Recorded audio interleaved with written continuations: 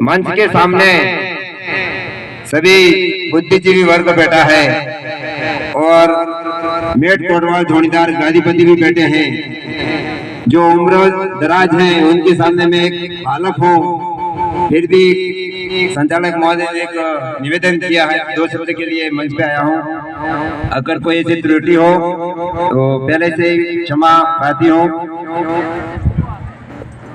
संचालक महोदय ने भी बताया और आगे हमारे वक्ता आए थे, भजन मंडली भी हुई, भजन भी जो हुए उन्होंने अच्छा संदेश दिया है। तो मैं भी भक्ति के बारे में कुछ 2 शब्द बताना चाहूंगा जो मुझे ज्ञान है। हमारे समाज में अभी वर्तमान परिप्रेक्ष्य को देखते हुए कई प्रकार की भक्ति हो रही है और भगत भी पहले के तादाद में खूब है, लेकिन हमारे परंपरा जो थी, पुराने गुरु महाराज, जो हमारे वडील गुरु महाराज, संत पुरुष महापुरुष जो किए गए हैं, उनकी कथनी और करनी में कहीं कहीं कुछ अभी अंतर नजर में आ रहा है, ऐसा लग रहा है। कोई बुरा नहीं माने, लेकिन हमारे जो परंपराएं थी, जो गुरु जी के द्वारा दिए हुए जो वचन थे, जो प्रतिज्ञाएं थी, उन प्रतिज्ञाओं का पूरा प्रयोग, पूरा पालन अगर कोई करता है तो इससे बढ़ के कोई दूसरा भगवान नहीं हो सकता है। लेकिन इन प्रतिज्ञाओं का कहीं कहीं हमें देखने को प्रत्यक्ष मिल रहा है। पहले बात हो चुकी है कि कई प्रकार की भजन मंडलियां होती हैं, उसमें भी हम कहीं कहीं धूम्रपान की ओर जा रहे हैं, जबकि हमारे मेट कोटवाल और धोनीदार का ये फर्ज बनता है कि कहीं पर भी हम सत्संग में बैठे हैं, सच की जाजिम पे बैठे हैं, तो वहाँ धूम्र नाम का कोई चीज नहीं होनी चाहिए। लेकिन अगर जो आगे बैठे हैं वही अगर धूम्रपान आने वाली पीढ़ी को सिखाएंगे, उनके साथ में जो युवा लोग जुड़ रहे हैं उनको अगर वही नशा पत्ता सिखाएंगे, तो ये आने वाली हमारी जो युवा पीढ़ी है उसको बचाने वाला कोई मिलेगा नहीं। भक्ति का मतलब भय से मुक्त। अगर कोई भक्ति करता है तो वो अगर अपने दिल से अगर वो भय मुक्त होता है तो भक्ति ठीक है, नहीं तो फिर भक्ति नहीं। भय से मुक्त हो, भक्ति हो, अंधविश्वास से दूर हो, वो गुरु के चरणों में अगर चला गया है, जागते जी जीवन में गुरु ब्रह्मा गुरु विष्णु गुरु देवो महेश्वरम गुरु साक्षात परम ब्रह्म तस्मै श्री गुरुवे नमः। अगर गुरु के चरणों में वो चला गया है तो उसे और कहीं जाने की जरूरत नहीं है, और कहीं देवी देवताओं के आगे कहीं झुकने की जरूरत नहीं है। उसके लिए माता पिता और गुरु सर्वे सर्वा है, वही भगवान है, उनसे बढ़ के कोई भगवान नहीं है। जो ये प्रकृति है वही भगवान, जैसे कि अपन मानते हैं कि भगवान भ मने भूमि, ग मने गगन, व मने वायु, अ मने अग्नि, नीर, पवन, ये जो प्रकृति है वही भगवान है।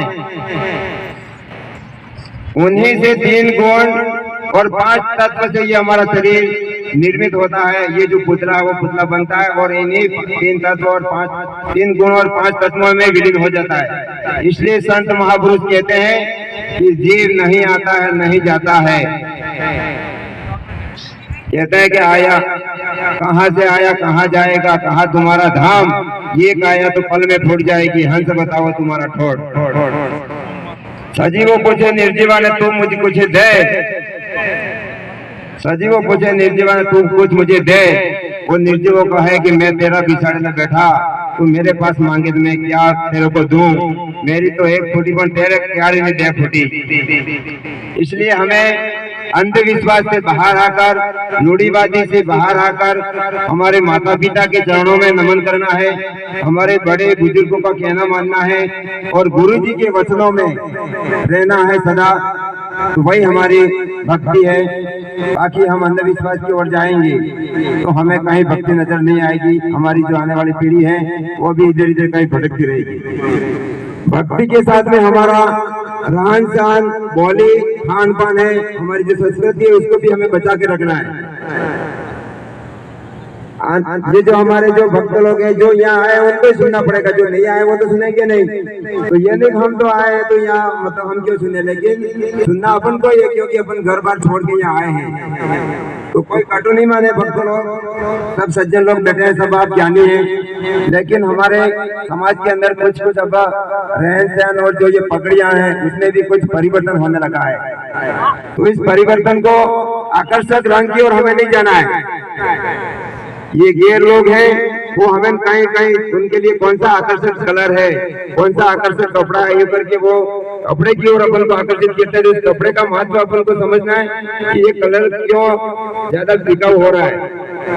तो हम उस कलर की ओर भी ध्यान रखें। हमारा जो रीति रिवाज है, जो हमारे पगड़ी पहले जो थी माता पिता, जो हमारे भगत लोग जो धोनीदारों में पहले दिया जाता था और मेट फुटबॉल जो इसका उपयोग करते थे उसका अधिक उपयोग करें।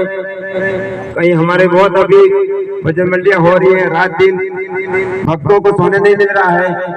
भजन से भजन दिन में भी होते हैं तो रात में भी होते हैं। बहुत सारे भक्त पैदा हुए इस समाज के अंदर, बहुत बहुत धन्यवाद है उनको। लेकिन कुछ हमारी संस्कृति को और भी ध्यान रखना है। कहीं हमारी ऐसा नहीं हो जाए कि हम भक्ति में हमारी संस्कृति है उस संस्कृति को छोड़ दें, तो कोई आने वाली पीढ़ी है वो हमें और दूसरी की और हमारी कंटिन्यू है, उसका भी ध्यान रखना है। कुछ मैं काली भाई कलाशों के बारे में दो पंक्तियां बोलना चाहूंगा, उसका आप ध्यान पूर्वक सुन लेंगे।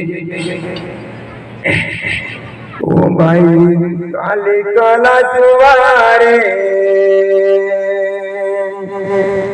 भाई काले कलाशुवारे, तारो संघर्ष नहीं बुला। ओ नहीं बुलाए वो नहीं रे बारे भाई काली कलाशुवारे, तारो संघर्ष नहीं बुला। तू तो गुरु ने माटे लड़ी पड़ी रे भाई काली कलाशुवारे, तारो संघर्ष नहीं बुला। तू तो लड़ी पड़ी शहीद थे भाई काली कलाशुवारे, तारो संघर्ष नहीं बुला। तू तो समझने नहीं ने लड़ी पड़ी रे भाई काली कलाशुवारे, तारो संघर्ष नहीं बुला।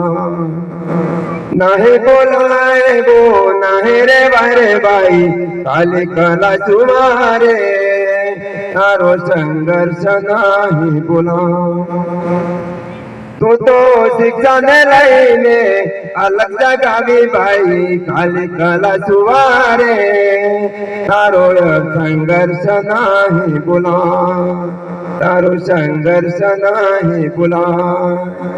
भाई काली कलाशुवा जो 13 वर्ष की थी, उन्होंने अपने गुरु भक्ति के लिए एक अलग जगह, गुरु का अपमान हो रहा था, गुरु के साथ में अन्याय हो रहा था, तो उसको सहन नहीं हुआ, क्योंकि वो जो गुरुजी थे उनको वहाँ अंग्रेजों के विरुद्ध में जो अत्याचार होते थे, जो शोषण होता था, वो शिक्षा वो वहाँ पढ़ा देते, वो शिक्षा देते थे। वो शिक्षा इस भाई काली कलाशुवा ने ग्रहण की थी। तो वो शिक्षा कहलाती है कि जो 13 साल की जो बच्ची थी मात्र, उसने अपने गुरु के प्रति जो अन्याय हो रहा था उसको देखा नहीं गया, ना आप देखा ना ताप। उसको जो खेत से उस वक्त आ रही थी, उसने अपने हंसिये से उस रस्सी को काटा और गुरु जी की दया की और गुरु जी को बचाने में सहयोग किया। मेरा ये वचन आपने सुना, इसके लिए बहुत बहुत धन्यवाद। लाख लाख जोहार। जय गुरु महाराज।